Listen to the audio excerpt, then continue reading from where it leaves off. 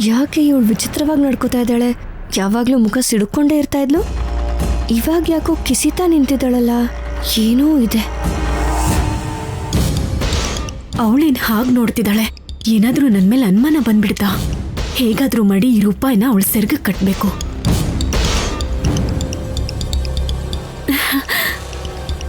ಅಮ್ಮ, ಅಮ್ಮ,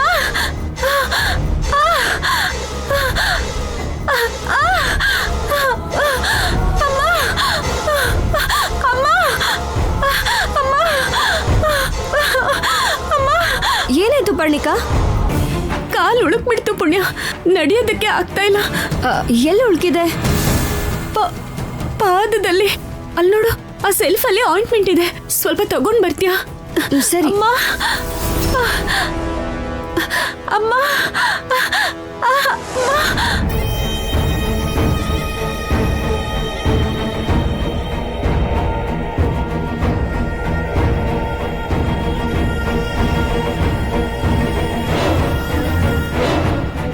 ಈ ನಾಣ್ಯನ ತಗೊಂಡು ಹೋಗಿ ಆ ಪುಣ್ಯನ ಸೆರ್ಗ ಕಟ್ಟು. ಇದರಲ್ಲಿರೋ ಮಂತ್ರಶಕ್ತಿಯಿಂದ ಪುಣ್ಯ ನಿನ್ವಶ ಆಗ್ತಾಳೆ. ನೀನು ಏನು ಹೇಳ್ತೀಯೋ ಅದನ್ನು ಮಾಡ್ತಾಳೆ.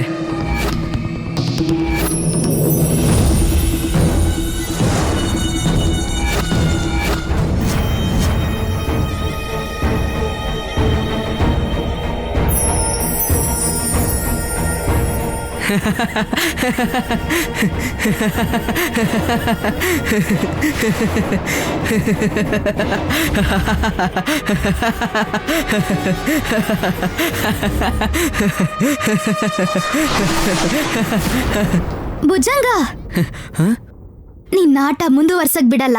ನನ್ನನ್ನು ತಡೆಯಕ್ಕೆ, ನನ್ನ ಶಕ್ತಿನ ಹೆದರ್ಸಕ್ಕೆ ನಿನ್ ಕೈಲಾಗಲ್ಲ ನಾಗಮ್ಮ. ನನ್ ಮಗ್ಳನ್ನ ಹೇಗ್ ಕಾಪಾಡ್ಬೇಕು ಅಂತ ನನಗ್ ಗೊತ್ತು. ಅವಳನ್ನ ಹೇಗ್ ಸಾಯಿಸ್ಬೇಕು ನನಗೂ ಗೊತ್ತು.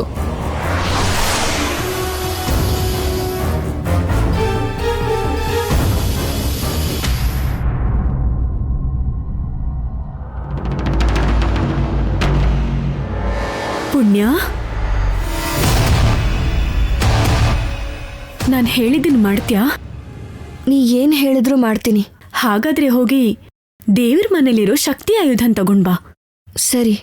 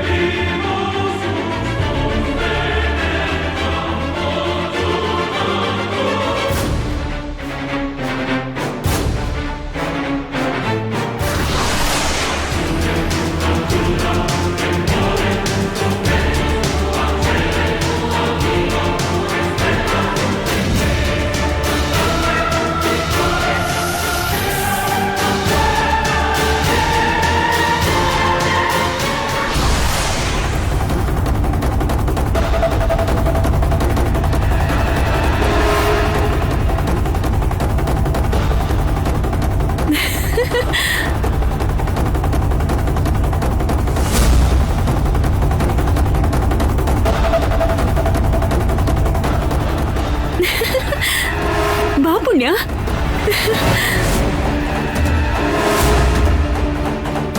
ಬಾ ಪುಣ್ಯ, ಬಾ.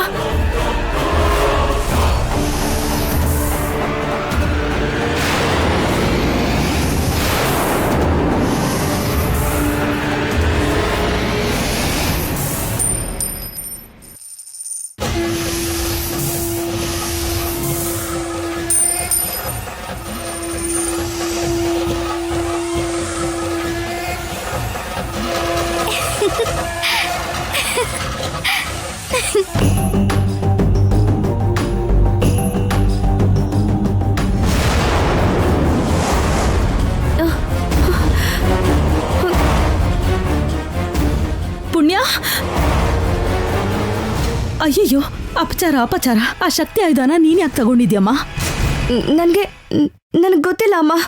ಅಷ್ಟಕ್ಕೂ ಇದು ನನ್ನ ಕೈಗೆ ಹೇಗೆ ಬಂತು ಅಂತಾನೆ ಅರ್ಥ ಆಗ್ತಾ ಇಲ್ಲ. ನಿನಗ್ ಗೊತ್ತಾಗ್ದೇನೆ ತಗೊಂಡಿದ್ಯಾ? ಅದು ಹೇಗಮ್ಮ? ಅದೇ ನನಗೂ ಅರ್ಥ ಆಗ್ತಾ ಇಲ್ಲ ಅಮ್ಮ.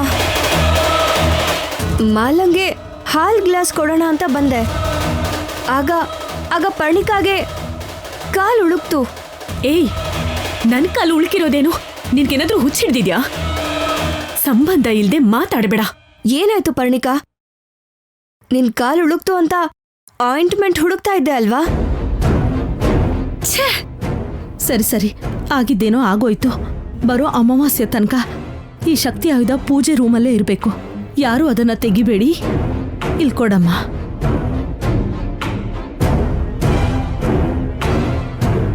ಗೊತ್ತಾಗ್ದೆ ತಪ್ಪಾಗೋಯ್ತು. ಕ್ಷಮಿಸ್ಬಿಡು ಸ್ವಾಮಿ.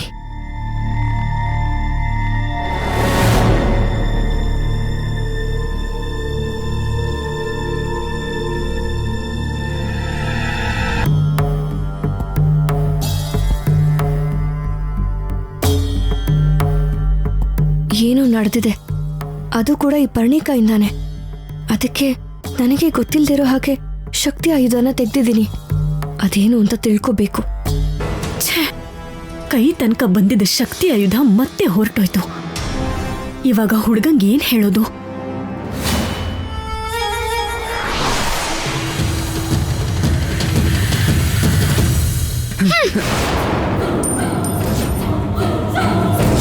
ಹೇಳಿದ್ದೆ ಅಲ್ವಾ ನಿನ್ನ ಆಟನ್ ಮುಂದುವರ್ಸಕ್ ಬಿಡಲ್ಲ ಅಂತ.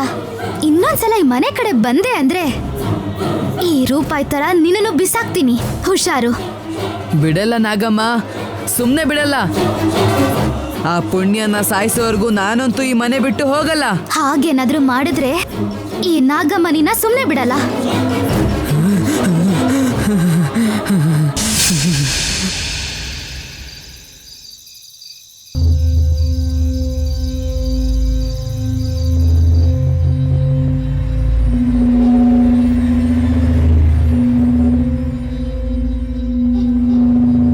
ಭೂತಕಿ,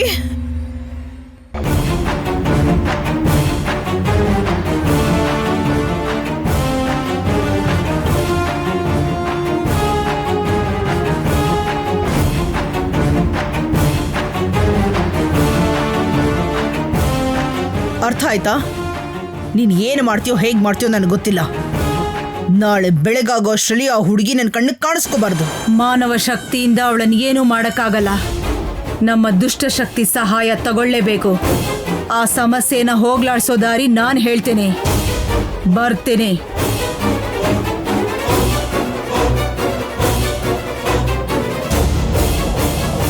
ಮಾಲಾ, ನೀನಾಡೋ ಮಾತುಗಳು ಮಾಡೋ ಚೇಷ್ಟೆಗಳನ್ನ ಈ ಭದ್ರಾವತಿ ಹೊಸಕಾಕ್ಬಿಡ್ತಾಳೆ.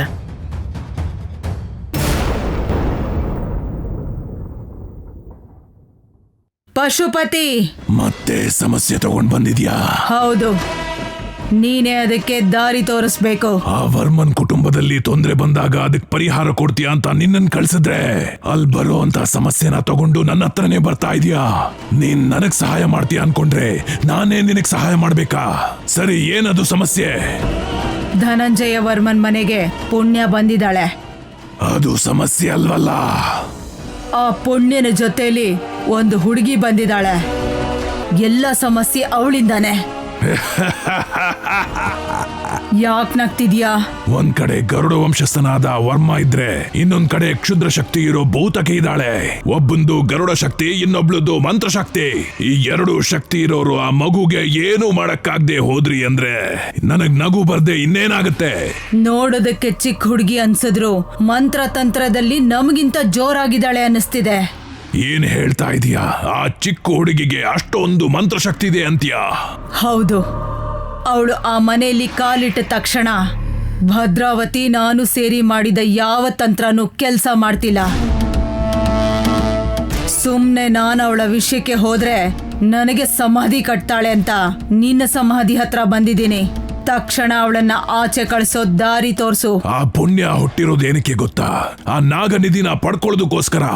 ಆಕೆ ಭೂಮಿಯ ಮೇಲೆ ಹುಟ್ಟಿದ ಕ್ಷಣದಿಂದ ದೈವ ಶಕ್ತಿಗಳು ಆಕೆಯ ಸುತ್ತನೇ ಇದ್ದು ಕಾಪಾಡ್ತಿದ್ದಾವೆ. ಆ ಪುಣ್ಯಾಳಿಗೆ ನಾವು ಮಂತ್ರಶಕ್ತಿಯಿಂದ ಏನೇ ಮಾಡಿದ್ರು ಆ ಶಕ್ತಿಗಳು ಅವಳ ಸುತ್ತ ಇದ್ದು ಕಾಯ್ತಾ ಇದ್ದಾವೆ. ಆ ದೈವ ಶಕ್ತಿಯೇ ಬಾಲರೂಪದಲ್ಲಿ ಬಂದು ಅವಳನ್ನ ಕಾಪಾಡ್ತಿರ್ಬೇಕು. ಆದ್ರೆ ಇದಕ್ಕೇನ್ ಪರಿಹಾರ? ಕ್ಷುದ್ರ ಶಕ್ತಿ.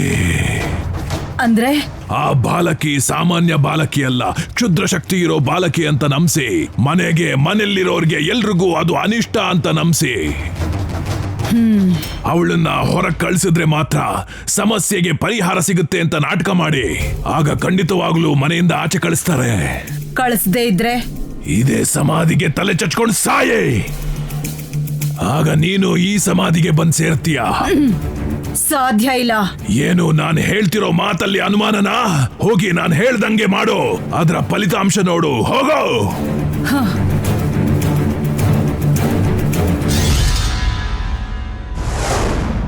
ಏನು ಆ ಬಾಲ ಕ್ಷುದ್ರ ಶಕ್ತಿನ ತೋರಿಸ್ಬೇಕಾ? ಹೌದು. ಹಾಗೆ ಮಾಡಿದ್ರೆ ಮಾತ್ರ ನಮ್ಮ ಕಷ್ಟಗಳೆಲ್ಲ ಸುಲಭವಾಗಿ ಬಗೆಹರಿಯುತ್ತೆ. ಅವಳಿಗೆ ಕ್ಷುದ್ರ ಶಕ್ತಿ ಇದೆ ಅಂತ ಅವಳಿಂದ ಈ ಮನೆಗೆ, ಈ ಮನೇಲಿರೋ ಜನರಿಗೆ ತೊಂದರೆ ಆಗುತ್ತೆ ಅಂತ ಭಯ ಪಡಿಸಿದ್ರೆ ನಮ್ಮಣ್ಣನೇ ಅವಳನ್ನ ಸಾಯಿಸ್ಬಿಡ್ತಾನೆ. ಇದೆಲ್ಲ ಮಾಡಿದ್ದು ನೀನೇ ಅಂತ ಗೊತ್ತಾದ್ರೆ ಮೊದಲು ನೀನನ್ ಸಾಯಿಸ್ತಾನೆ.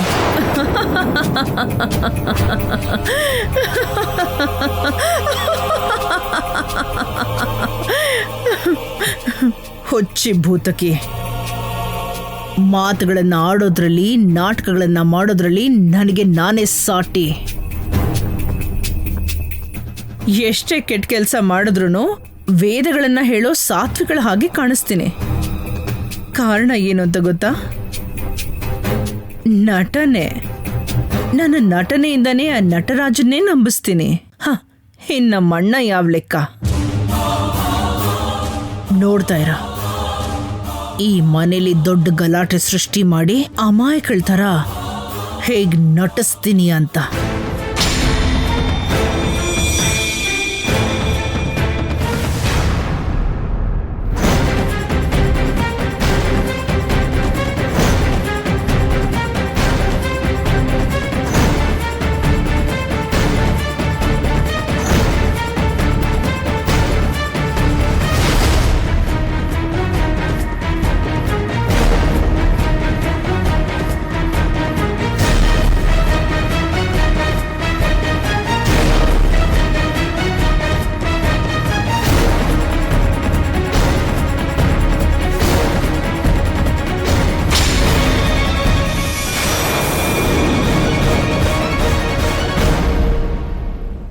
ಇದ್ರ ಫಲ ಇನ್ನೊಂದು ಸ್ವಲ್ಪ ಹೊತ್ತಲ್ಲೇ ಸಿಗುತ್ತೆ. ನೋಡಿ ಹಬ್ಬ ಮಾಡ್ಕೊಂಡ್ಬಿಡ್ಬೇಕು.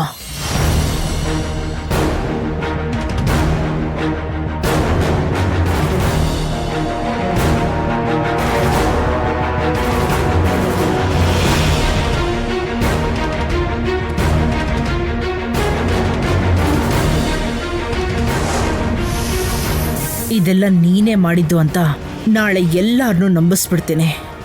ಆಗ ಎಲ್ರೂ ನಿನ್ನೆ ದುಷ್ಟಶಕ್ತಿ ಅಂತ ತೀರ್ಮಾನ ಮಾಡಿ ಮನೆಯಿಂದ ಆಚೆ ಕಳಿಸ್ತಾರೆ. ಈ ಆಟದಲ್ಲೂ ಕೂಡ ಜಯ ನಂದೇನೆ. ಆ ನಾಗನದಿ ಕೂಡ ನಂದೇ.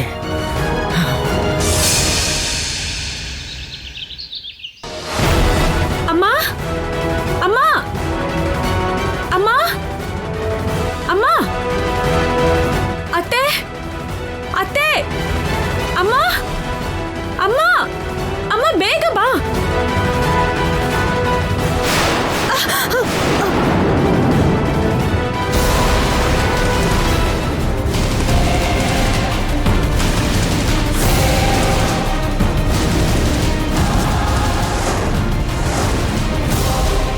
ಏನಿದು? ಯಾರೋ ಕ್ಷುದ್ರ ಪೂಜೆ ಮಾಡಿರೋ ನಿಂಬೆ ಹಣ್ಣನ್ನ ನನ್ನ ಕೋಣೆ ಮುಂದೆ ಇಟ್ಟಿದ್ದಾರೆ. ಗೊತ್ತಿಲ್ಲ ಅತ್ತೆ, ನನ್ನ ರೂಮ್ ಮುಂದೆನೂ ಇತ್ತು. ಇಲ್ಲಿ ನೋಡಮ್ಮ, ನನ್ನ ಕೋಣೆ ಮುಂದೇನೂ ಇಟ್ಟಿದ್ದಾರೆ. ಯಾರಿರ್ಬೋದು? ಭದ್ರಾ, ಭದ್ರಾ, ಅಮ್ಮ, ಅಮ್ಮ, ಭದ್ರಾ. ಏನದ್ಕೆ? ಏನಾಯ್ತು? ಯಾರು ಈ ಕೆಲಸ ಮಾಡಿರೋದು? ಅಯ್ಯೋ, ಅದಕ್ಕೆ ನನಗೇನು ಗೊತ್ತು? ಯಾರು ಈ ಕೆಲಸ ಮಾಡಿರೋದು? 10 ಜನ ತಿರುಗಾಡೋ ಸ್ಥಳದಲ್ಲಿ ಇಂಥ ಪಾಪ ಕೆಲಸ ಮಾಡಕ್ಕೆ ಅವ್ರಿಗೆ ಕೈಯಾದ್ರೂ ಹೇಗ್ ಬಂತು? ಯಾರ ನಾಶಕ್ಕೋಸ್ಕರ ಇಂಥ ಕೆಲಸ ಮಾಡಿದ್ದಾರೆ? ಹೇಳು ಭದ್ರಾ, ಹೇಳು. ಇದು ತುಂಬಾ ಚೆನ್ನಾಗಿದೆ. ನನಗೇನ್ ಗೊತ್ತದ್ಕೆ? ಈ ಕೆಲಸ ಯಾರು ಮಾಡಿದ್ದು ಅಂತ ತಿಳ್ಕೊಂಡು ಇಂಥ ಕೆಲಸ ಮಾಡಿದವ್ರಿಗೆ ಶಿಕ್ಷೆ ಕೊಡ್ಬೇಕು ಭದ್ರಾ. ಇದ್ರಲ್ಲಿ ತಿಳ್ಕೊಳ್ಳೋದೇನಿದೆ ಅದಕ್ಕೆ? ಎಲ್ಲ ತಿಳ್ಕೊಂಡಿರೋರೇ ಈ ಕ್ಷುದ್ರ ಪೂಜೆನ ಮಾಡ್ತಾರೆ. ಅದು ಕ್ಷುದ್ರ ಪೂಜೆ ಅಂತ ನಿಮಗ್ ಹೇಗ್ ಗೊತ್ತು ಭದ್ರಾವತಿ ಅಮ್ಮವ್ರೆ? ಒಂದ್ ನಿಂಬೆ ಹಣ್ಣಿಂದ ಕ್ಷುದ್ರ ಪೂಜೆ ಮಾಡಿ ನಿಮ್ಗೂ ಅಭ್ಯಾಸ ಇದ್ಯಾ?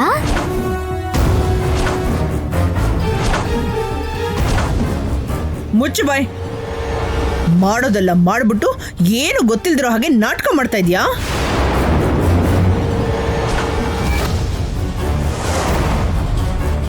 ಏನ್ ಮಾತಾಡ್ತಾ ಇದ್ದೀರಮ್ಮವ್ರೆ? ನಮ್ಮ ಮಾಲ ಮಾಡಿದಾಳೆ ಅಂತಂದ್ರೆ? ಹೌದು, ಈ ಕ್ಷುದ್ರ ಪೂಜೆ ಮಾಡಿದ್ದು ಇವಳೆ. ಇದೇನ್ ಭದ್ರಾ ಮಾತಾಡ್ತಿದ್ದೀಯಾ? ಇವಳು ಕ್ಷುದ್ರ ಪೂಜೆ ಮಾಡ್ತಾಳಾ? ಹೌದದ್ಕೆ ಈ ಹುಡುಗಿ ಮನೆಗೆ ಬಂದಾಗ್ಲಿಂದನೂ ನಾನು ಗಮನಿಸ್ತಾನೆ ಇದ್ದೀನಿ.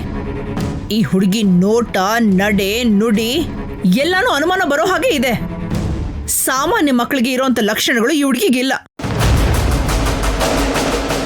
ಅಮ್ಮ, ಚಿಕ್ಕ ಹುಡುಗಿ ಅಮ್ಮ, ಏನೋ ಗೊತ್ತಾಗದೆ ಮಾತಾಡಿರ್ತಾಳೆ. ಹಾಗಂದ್ ಮಾತ್ರಕ್ಕೆ ಕ್ಷುದ್ರ ಪೂಜೆ ಮಾಡ್ಸಿರ್ತಾಳೆ ಅಂತ ಹೇಳೋದು ಸರಿ ಇಲ್ಲ ಅಂತೀನಿ. ಹಾಗೆ ಅನುಮಾನ ಪಡ್ತೀನಿ. ಅಲ್ಲ ಅಂದ್ರೆ ನಿರೂಪಿಸ್ಕೊಳ್ಳಿ.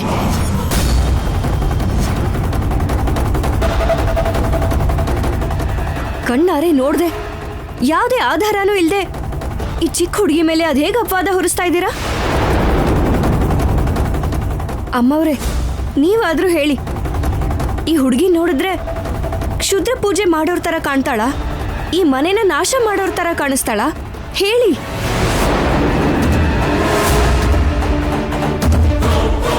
ಬರೀ ಮುಖ ನೋಡಿ ಎಲ್ಲಾನು ಇರೋ ಹಾಗೆ ಹೇಳೋಂಥ ಶಕ್ತಿ ನಮಗಿಲ್ಲಮ್ಮ. ಅದಕ್ಕೇನೆ ಆ ಕ್ಷುದ್ರ ಪೂಜೆಯಿಂದಾನೆ ದೇವ್ರ ಮನೇಲಿರೋ ಆ ಶಕ್ತಿ ಆಯುಧನ ನೀನ್ ತೆಗಿಯೋ ಹಾಗಾಯ್ತು. ಆ ಕ್ಷುದ್ರ ಮಾಯೆಗೆ ಬಿದ್ದು ಯಾವತ್ತು ತಪ್ಪು ಮಾಡದಿರೋ ನೀನು ಕ್ಷಮಿಸ್ತಾ ಇರೋ ಅಂತ ತಪ್ಪು ಮಾಡ್ಬಿಟ್ಟೆ. ಆದ್ರೆ ನಮಗೆ ನಿನ್ ಮೇಲೆ ಒಳ್ಳೆ ಅಭಿಪ್ರಾಯ ಇರೋದಕ್ಕೆ ನಿನ್ನ ಕ್ಷಮಿಸಿ ಸುಮ್ಮನೆ ಬಿಟ್ಟಿದೀವಿ. ಇಲ್ಲ ಅಂದಿದ್ರೆ ನಮ್ಮಣ್ಣ ನೀನು ಮಾಡಿರೋ ಈ ತಪ್ಪಿಗೆ ಇನ್ನೂ ಎಷ್ಟು ದೊಡ್ಡ ಶಿಕ್ಷೆ ಕೊಟ್ಟಿರೋನು. ಅಂದ್ರೆ ನಾನು ಶಕ್ತಿ ಆಯುಧನ ತೆಗೆಯೋದಕ್ಕೆ ಕಾರಣ ಮಾಲ ಅಂತ ಹೇಳ್ತಾ ಇದ್ದೀರಾ? ಖಂಡಿತವಾಗ್ಲೂ ಅವಳೆ. ಮೊದ್ಲು ಅವಳನ್ನ ಆಚೆ ಕಳಿಸು. ಆಚೆ ಕಳ್ಸಿದ್ರೆ ಅವಳು ತಪ್ಪು ಮಾಡಿದಾಳೆ ಅಂತ ಒಪ್ಕೊಂಡ್ ಹಾಗಾಗತ್ತೆ. ನಾನ್ ಕಳ್ಸಲ್ಲ. ಹಾಗಾದ್ರೆ ನಾನ್ ಕಳಿಸ್ತೀನಿ. ಬಾರೆ ಪರ್ಣಿಕಾ, ನಿಂತ್ಕೊಳ್ಳೆ. ಇಲ್ಲಿಂದ ಆಚೆ ಹಾಕಕ್ಕೆ ನಾನೇನು ಮಾಲ ಅಲ್ಲ, ಈ ಊರಿನ ಗ್ರಾಮ ದೇವತೆ. ಗ್ರಾಮ ದೇವತೆನಾ? ಏನು ತಪ್ಪಿಸ್ಕೊಳಕ್ಕೆ ನಾಟಕ ಆಡ್ತಾ ಇದ್ಯಾ? ಭದ್ರಾ, ಅನುಮಾನ ಪಡೋದಿಕ್ಕೂ ಇತಿಮಿತಿ ಇರುತ್ತೆ. ಈ ಮಗು ಮೈ ಮೇಲೆ ಗ್ರಾಮ ದೇವತೆ ಬಂದಿದ್ದಾಳೆ. ಅಮ್ಮ, ಯಾಕೆ ಬಂದಿದ್ಯಾ ಅಂತ ಹೇಳು ತಾಯಿ. ನಿಜ ನಿರೂಪಿಸೋದಿಕ್ಕೆ.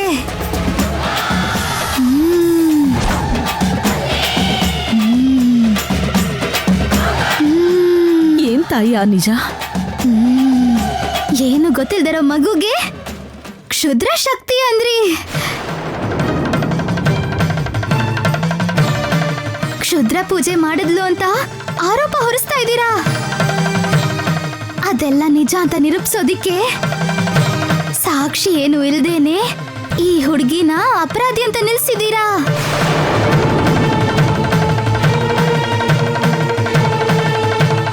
ಅದನ್ನ ನಾನು ಸಹಿಸ್ಕೊಳ್ಳಲ್ಲ. ಅದಕ್ಕೆ ಈ ಮಗು ನಿರಪರಾಧಿ ಅಂತ ನಿರೂಪಿಸೋದಿಕ್ಕೆ ನಾನು ಈ ದೇಹದ ಮೇಲೆ ಬಂದಿದ್ದೀನಿ. ಹಾಗಿದ್ರೆ ಹೇಳು, ಈ ಕ್ಷುದ್ರ ಪೂಜೆ ಮಾಡಿದ್ ಯಾರು? ನೀನೇ.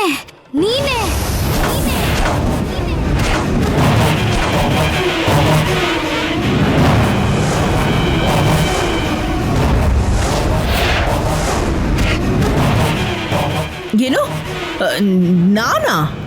ನಾನು ಮಾಡಿದ್ದೀನಿ ಅನ್ನೋಕ್ಕೆ ಸಾಕ್ಷಿ ಏನು?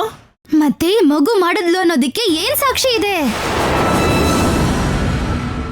ನೀನ್ ಮಾಡಿಲ್ಲ ಅನ್ನೋದಿಕ್ಕೆ ಸಾಕ್ಷಿ ಇಲ್ಲ ಅಂದ್ಮೇಲೆ ಈ ಮಗು ಮಾಡಿಲ್ಲ ಅನ್ನೋದಿಕ್ಕೆ ಸಾಕ್ಷಿನ ನಾನ್ ತೋರಿಸ್ತೀನಿ. ಹೇಳು ತಾಯಿ, ನನ್ ಮಾಲ ಯಾವ ತಪ್ಪು ಮಾಡಿಲ್ಲ ಅಂತ ಇವರೆಲ್ರಿಗೂ ಅರ್ಥ ಆಗ್ಬೇಕು ಅಂದ್ರೆ ನಾನೇನ್ ಮಾಡ್ಬೇಕು? ಹೇಳು ತಾಯಿ, ಹೇಳು. ಈ ಭದ್ರಾವತಿ ಹಾಕಿರೋ ಆರೋಪದಿಂದ ಆಚೆ ಬರಬೇಕು ಅಂದ್ರೆ ಆ ಭುಜಂಗನಿಂದ ನಮ್ ಪುಣ್ಯನ ಕಾಪಾಡಬೇಕು ಅಂತಂದ್ರೆ ಇರೋದು ಒಂದೇ ದಾರಿ, ತಂಬಿಟ್ ದೀಪ.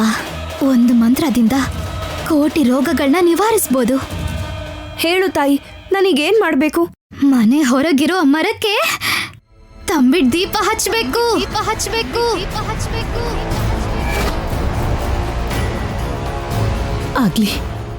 ಆಗ್ಲಿ ಅಮ್ಮ. ತಂಬಿಟ್ಟು ದೀಪ ಹಚ್ಚಿದ್ರೆ ದುಷ್ಟಶಕ್ತಿ ದೂರ ಆಗ್ತಾರೆ ಅಂತ ದೊಡ್ಡೋರು ಹೇಳ್ತಾರೆ. ಅದೇ ತರ ಈ ಗ್ರಾಮ ದೇವತೆ ಕೂಡ ಅದನ್ನೇ ಹೇಳಿದ್ಲು ಪುಣ್ಯ.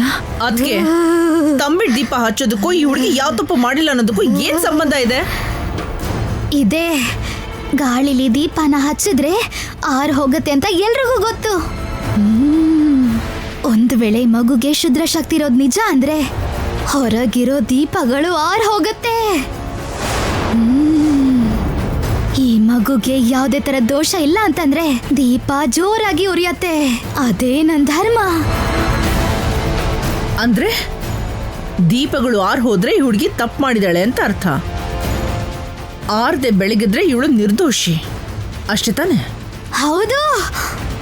ಹಾಗಾದ್ರೆ ದೀಪ ಹಚ್ಚೋದಕ್ಕೆ ನಾನು ಸಿದ್ಧವಾಗಿದ್ದೀನಿ. ಆ ದೀಪಗಳು ಆರ್ ಹೋಗೋದನ್ನ ನೋಡಕ್ಕೆ ನಾನು ಸಿದ್ಧಳಾಗಿದ್ದೀನಿ. ಈಗ್ಲೇ ದೀಪನ ಸಿದ್ಧ ಮಾಡೋಣ. ಬಾ ಪುಣ್ಯ.